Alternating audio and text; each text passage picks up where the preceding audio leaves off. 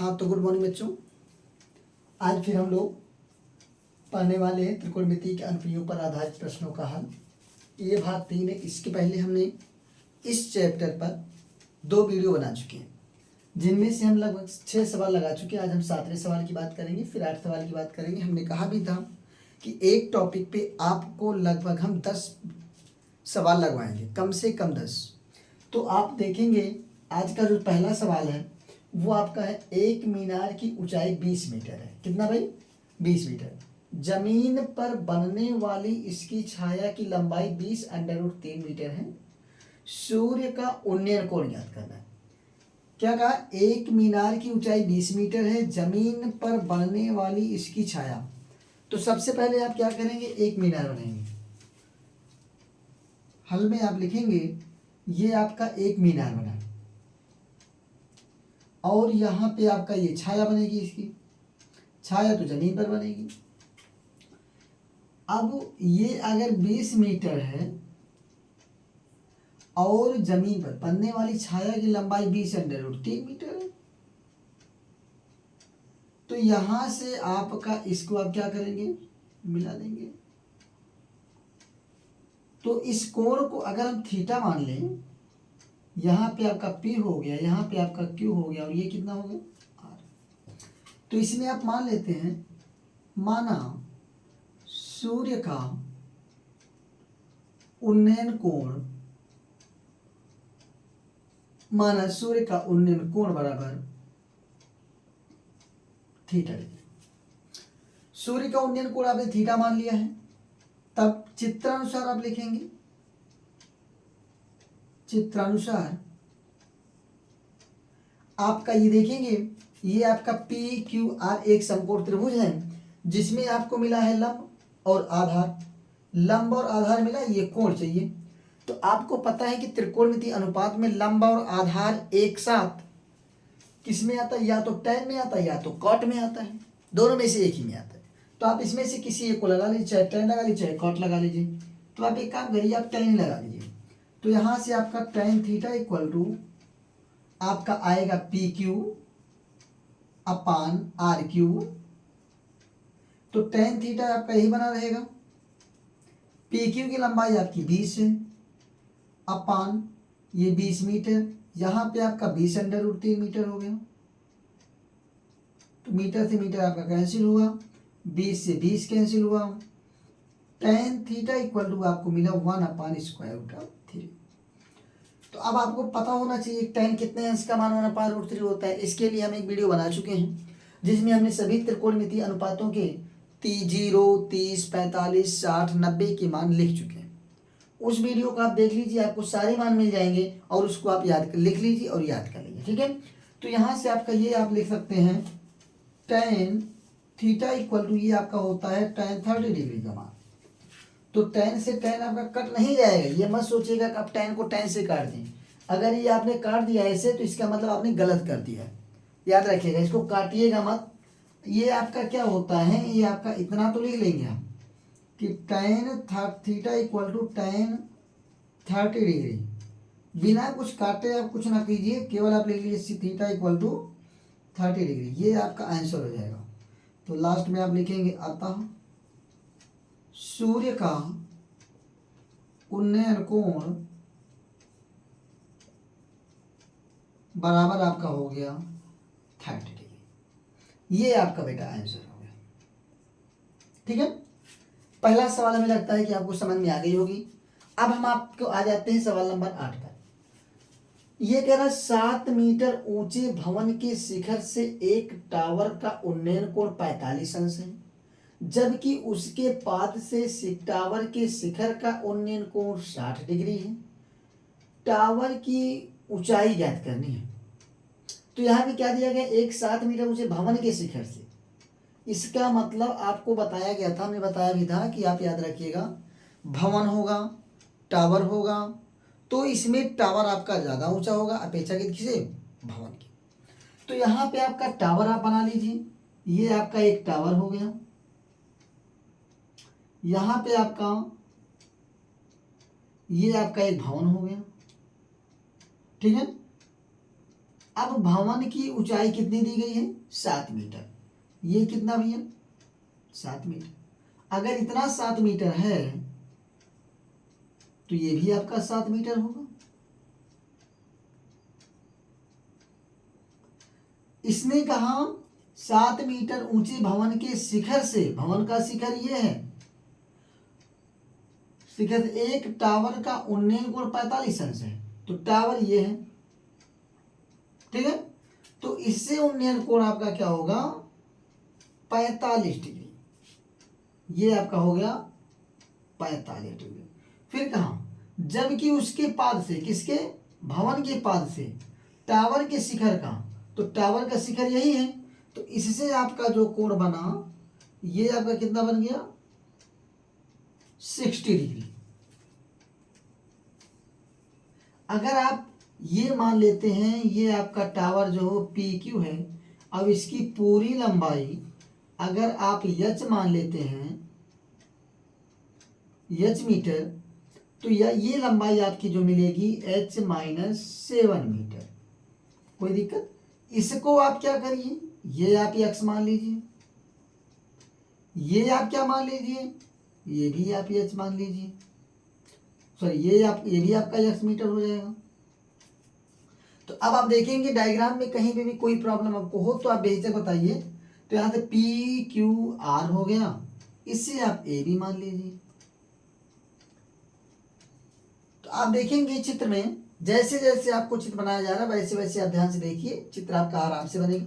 इस चैप्टर की सबसे बड़ी खासियत यही है कि आप चित्र बनाना सीख गए तो सवाल आपको लग जाएगा। अगर आप चित्र नहीं बना पाए तो आपके लिए सवाल क्या हो जाएगा? एक चैलेंज हो जाएगा। तो अब यहाँ पे आपका क्या हो गया? हल में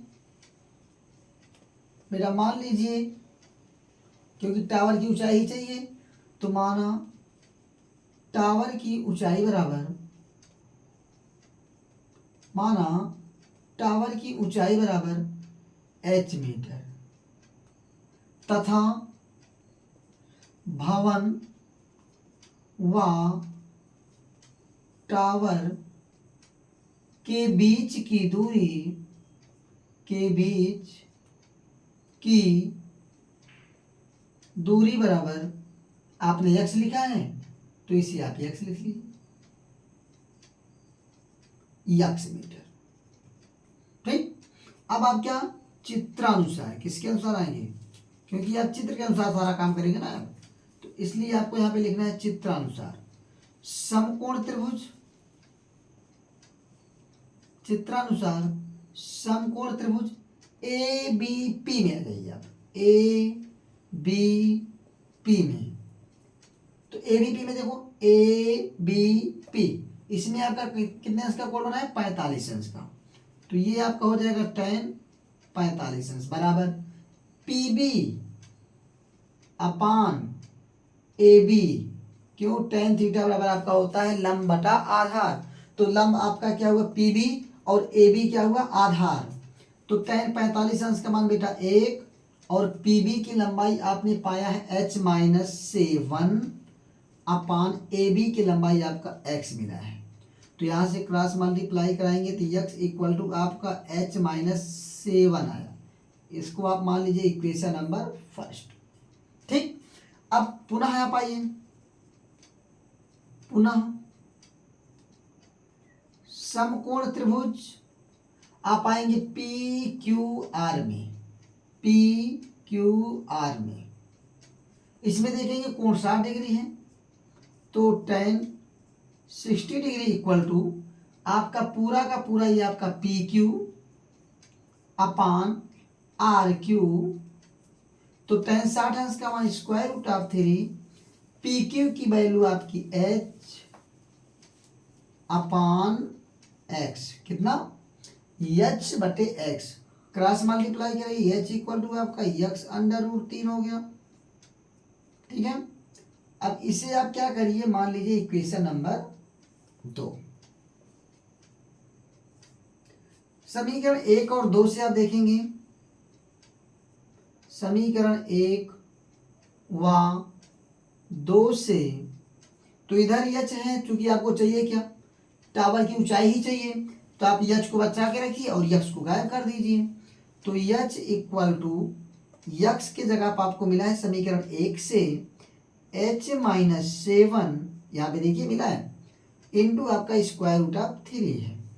अब यहाँ से आपका H equal to H square root of 3 minus 7 square root of 3, ये आपका इधर चला गया इधर आ गया, तो आपका H under root 3 minus H equal to 7 under root 3, यहाँ से एच कॉमन ले लीजिए, तो ये आपका square root of 3 minus 1 equal to 7 square root of 3, H equal to आपका 7 square root of 3 upon square root of 3 minus 1। देखिए बच्चों, इसके पहले वाले वीडियो में भी थोड़ी सी लाइट चली गई थी, जिसके कारण समस्या हो गई कि आपकी एक सवाल हमने लगवाया था, लास्ट का सवाल ऐसा ही बना था, उसमें आपका 803 आया था। कैलकुलेशन थोड़ा सा हम यहाँ तक पहुँचे थे, परमीकरण करने जा रहे थे तो गड़बड़ हो गया, तो राइटिंग में सॉरी उस सवाल में को पूरा नहीं कर पाए थे। तो हमें लगता है आप लोग कैलकुलेशन आगे कर लिए होंगे, तो एच की वैल्यू निकल आई होगी, उसको फिर ले जाके एक्स में रख देना था, तो एक्स भी निकल आएगी। अगर आप वहाँ पे नहीं कर पाए, इस वाले वीडियो से आप देख लीजिए कि यहाँ पे हम परमीकरण करने चल रहे हैं, तो ये आपका H equal to 7 under root 3 और यहाँ पे स्क्वायर रूट ऑफ 3 प्लस 1, इसी से आप क्या करेंगे, स्क्वायर रूट ऑफ 3 प्लस 1 से क्या करेंगे, मल्टीप्लाई कर देंगे। तो यहाँ पे आपका जो मिला स्क्वायर रूट ऑफ 3 प्लस 1, यहाँ पे स्क्वायर रूट ऑफ 3 माइनस 1 है, और आपको मिला स्क्वायर रूट ऑफ 3 प्लस 1। अब यहाँ से एच इक्वल टू ये तो यही बना रहेगा स्क्वायर रूट ऑफ 3 और स्क्वायर रूट ऑफ 3 प्लस 1, और इसको करेंगे तो ये आपका हो जाएगा 3 माइनस 1, और यहाँ पे H equal to 7 square root of 3, और यहाँ पे आपका आया स्क्वायर रूट ऑफ 3 प्लस 1, और अपान आपका आया 2। ये आपका आ गया मीनार की टावर की ऊंचाई। ठीक है, अतः टावर की ऊंचाई बराबर आप लास्ट में लिख देंगे, अतः टावर की ऊंचाई बराबर 7 अंडर रूट 3 और square root of 3 plus 1 upon 2 metre. ठीक है, ये आपका हो गया दूसरा सवाल। आज आपका सवाल नंबर 7, सवाल नंबर 8 कंप्लीट हुआ। ठीक है, अब इसके बाद हम सवाल नंबर 9 और सवाल नंबर 10 पे चलते हैं। ठीक है,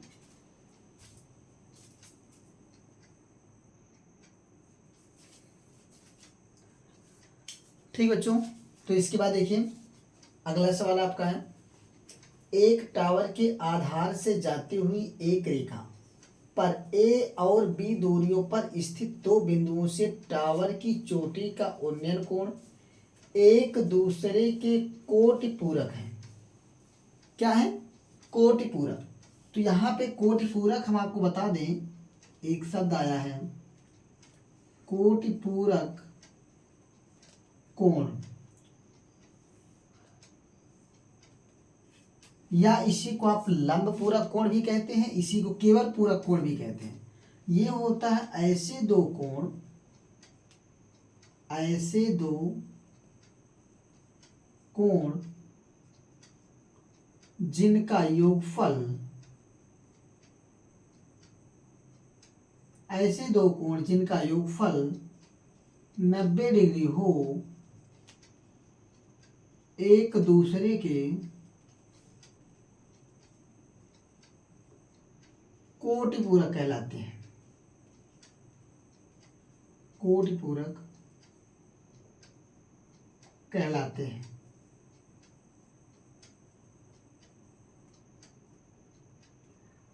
ठीक है, कहने का मतलब कि आप ऐसे दो कोण ले लो, इसका मतलब यदि आपके यक्स और वाई दो कोण हों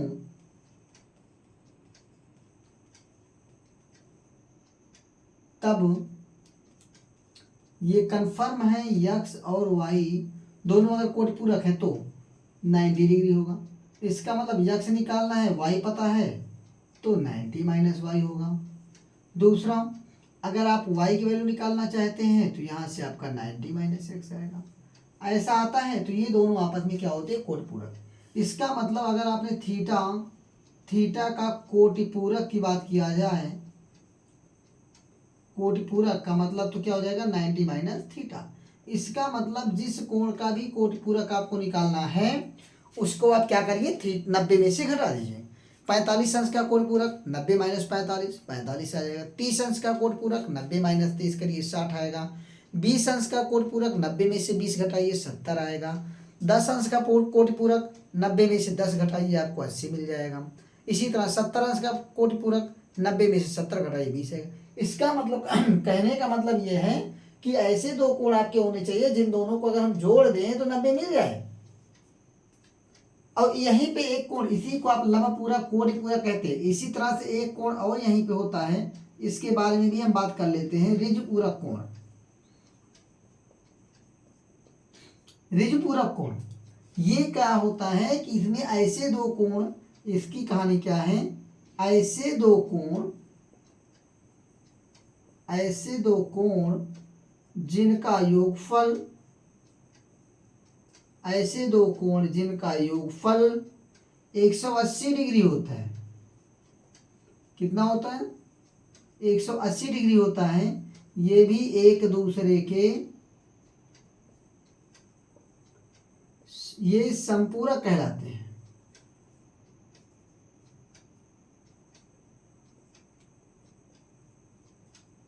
कहने का मतलब यहाँ पे जोड़ 90 आना चाहिए, यहाँ पे जोड़ 180 आना चाहिए। यहाँ पे आपका जिसका भी कोटि पूरक चाहिए, सॉरी ऋज पूरक चाहिए, उसको आप इसी को ऋज पूरक समपूरक दो नामों से जानते हैं। तो यहाँ पे आपका अगर जैसे 30 अंश का चाहिए तो 180 में से 30 घटाइए, 20 अंश का चाहिए 180 में से 20 घटाइए, 90 अंश का चाहिए तो 180 में से 90 घटाइए, 60 अंश का चाहिए तो 180 में से 60 घटाइए, आपका 120 अंश का चाहिए तो 60 में से 120 घटाइए, 150 अंश का चाहिए तो सॉरी 180 में से आप क्या करिए 150 को घटाइए।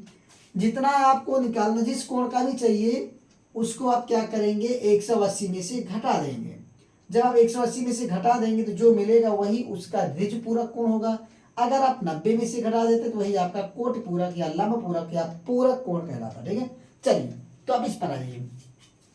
ये आपकी हो गई कोटि पूरक किसे कहते हैं, ऋज पूरक किसे कहते हैं। यहाँ पे आप देखेंगे लिखा है एक टावर के आधार से जाती हुई एक रेखा।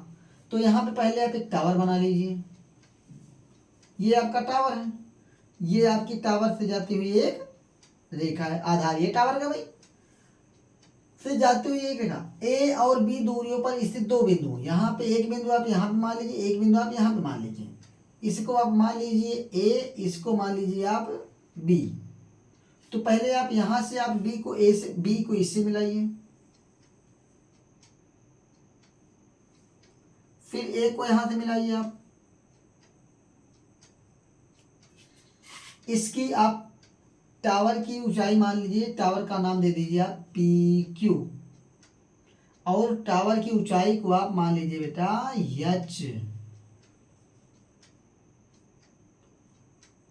ये दिया है ए से क्यू की दूरी, क्योंकि दिया इसने आधार से ए और बी दूरियों पर, तो इसका मतलब यहाँ से ए और बी की, ए और क्यू के बीच की दूरी ए मीटर है, ए है, और बी क्यू की दूरी आपका क्या है बी है।